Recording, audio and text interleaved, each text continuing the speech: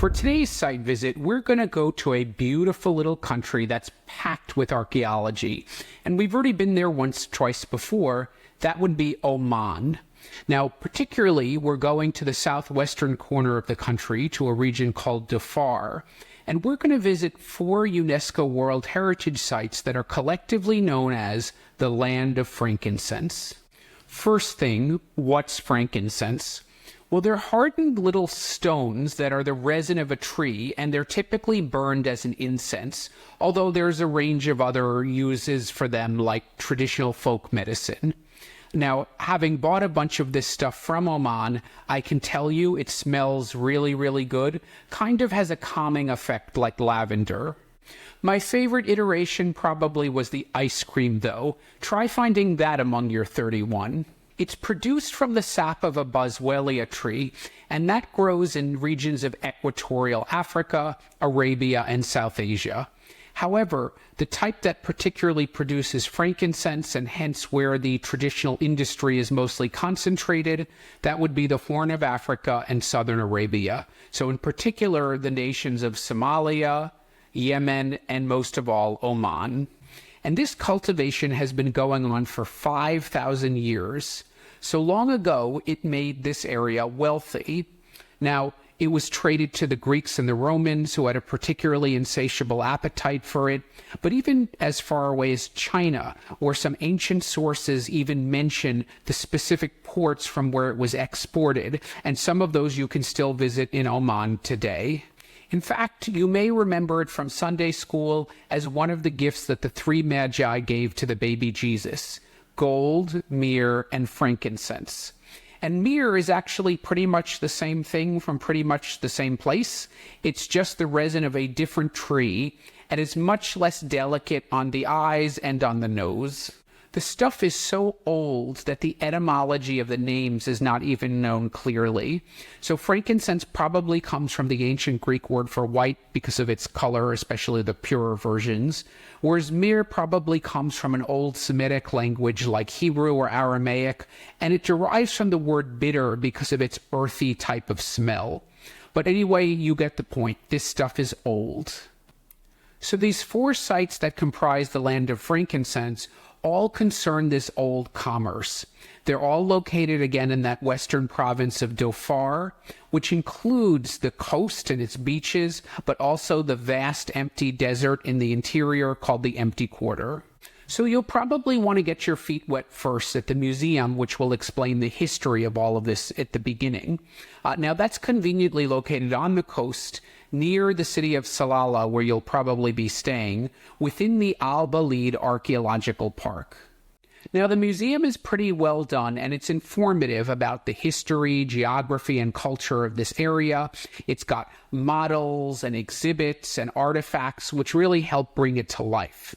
Now, of course, most importantly, as this is the Museum of Frankincense, it will give you the history of the cultivation and the trade of frankincense, which is really what it's all about in this UNESCO World Heritage Site.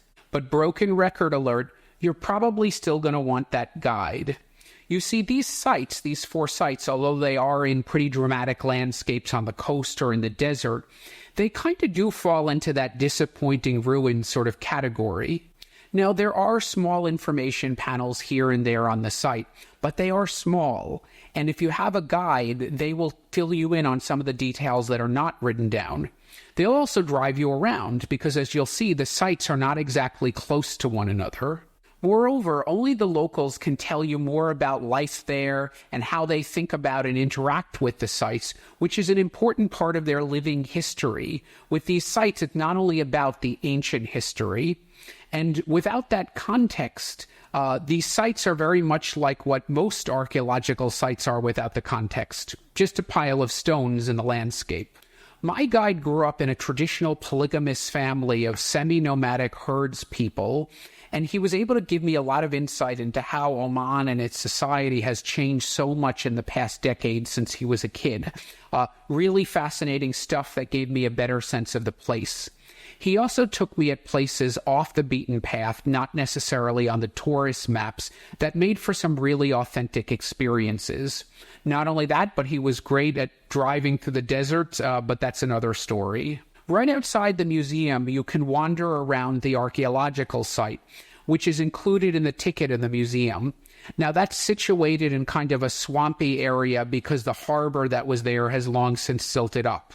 Again, you'll want to go to the museum first to get the explanation, and you'll want to have that guide with you. Otherwise, it's really not super interesting. From there, you hop in your car and drive half-hour down the coast to a site called Khor, Rori, which was an ancient port from which frankincense was exported.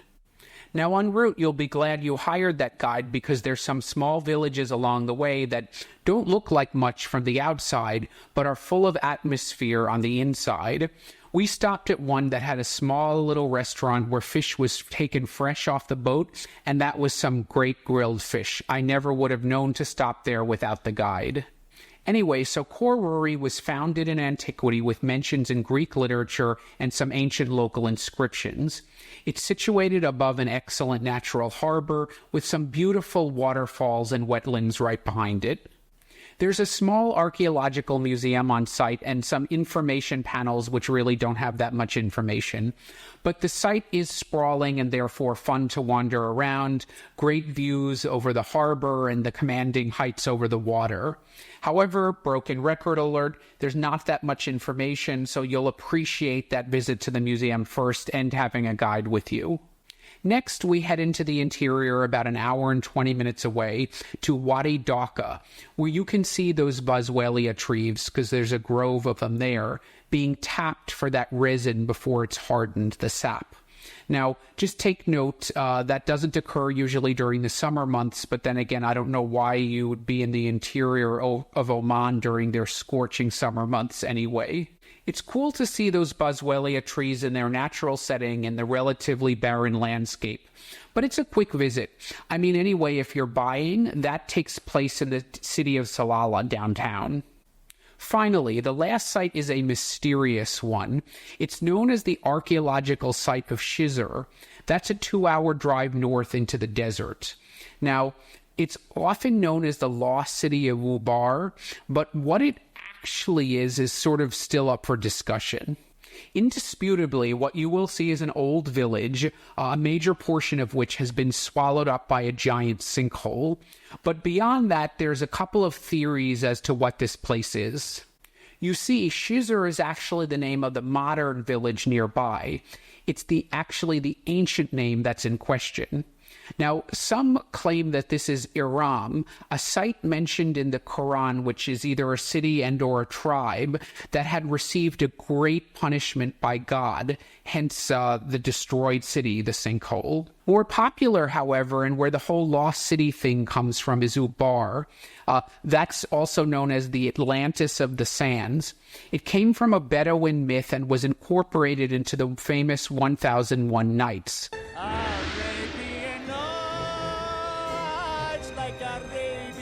Now, that concerns a rich entrepot city along the frankincense trade routes, which was also eventually destroyed and abandoned. Now, there have been some modern excavations there under the direction of Juris Zarins, a German-American archaeologist who recently passed away. Now, he did date the site from 300 to 500 AD, which would actually make it old enough to have been in the Quran and definitely the 1001 Nights. Now, Zarins did not find convincing evidence for this to be Ubar, but he did associate it with two sites, Omanum Emporium and Lobarite, which were mentioned by the Greek geographer Claudius Ptolemy in the 2nd century AD. But the Atlantis of the Sands name certainly attracts a lot of attention, and its association, spurious, I believe, with Lawrence of Arabia, only thickens the plot. Personally, I agree with the critics.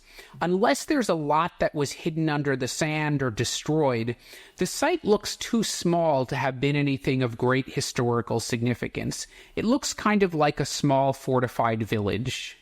Well, whatever it is, it's certainly a dramatic site, and that by this point you would have had a long day or two on the road, so that will be your cue to camp out for the night in the desert, which is definitely something relaxing and peaceful that you won't want to miss.